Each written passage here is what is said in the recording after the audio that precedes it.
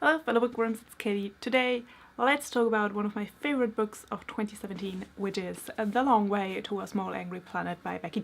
So in this book we follow a crew on a spaceship, which is an interspecies crew, so there are humans, but there are also other species. It's a tunneling spaceship, which means that this spaceship builds tunnels, shortcuts through the galaxy, which is the territory of the Galactic Commons, which means there's this kind of a union of different alien species that work together for the greater common good. At least that's how I understood it. We follow the ship.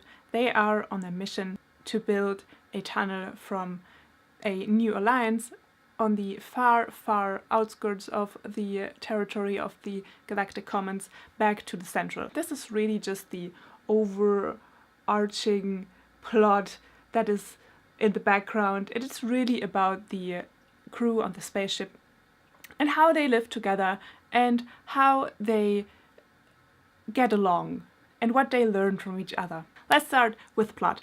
As I just said, it is not very plot focused. I mean, there is a plot, obviously, there are things happening, but it's more about the characters, to which I will get in a bit. Plot itself is a bit predictable at times. I mean, if you have any experience with science fiction books set in space, Star Trek, for example, is something that is very similar to this book, then you can see kind of the next things that will happen. We have several different plot lines or perspectives. Of course, there's the overarching plot of the ship getting to its destination. That is not a focus. The focus is really on the character, and that is really the strength of the book. It is really about these different species and different personalities within the different species and how they interact with each other. There is not really a main character. So to the writing, as I just said, we have multiple POVs. I believe everyone in the crew gets at least one chapter in their POV. It is told through mixed media,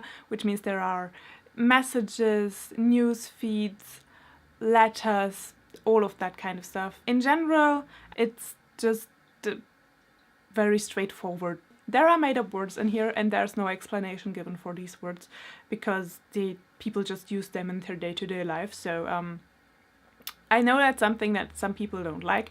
I'm not bothered by it, but if that is something that agitates you, then maybe know that going in if you are interested in reading this book.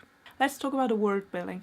I found the world building a little bit info dumpy here and there because there's a new crew member arriving at this ship and she needs to get explained all of the things, all of the functions of the ship.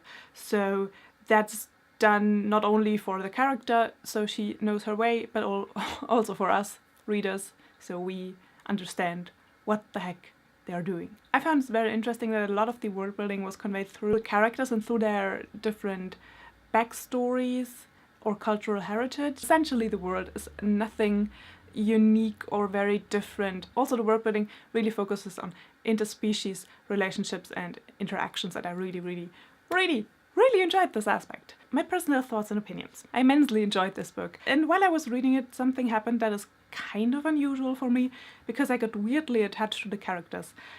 I mean, I do care for characters, but in this case it was like, these are all my babies and I want them to be happy and safe for the rest of their lives. I got so protective of them. It's that, like I said, it's not something that happens to me very often. But I really enjoyed this examination of characters and this, I can't really say examination of humanity because it's an interspecies ship, so there's not really a word for it.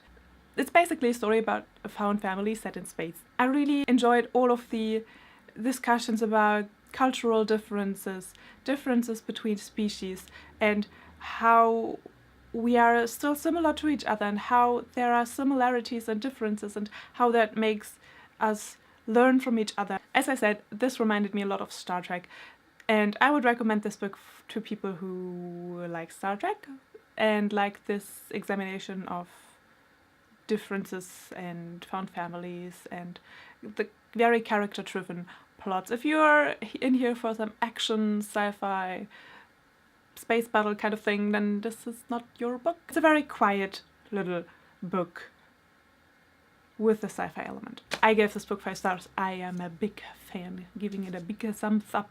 So yes, do enjoy, do recommend. So my friends, that was it for today. I hope you're having an awesome day. I hope you're having a wonderful, wonderful week, and I will see you soon.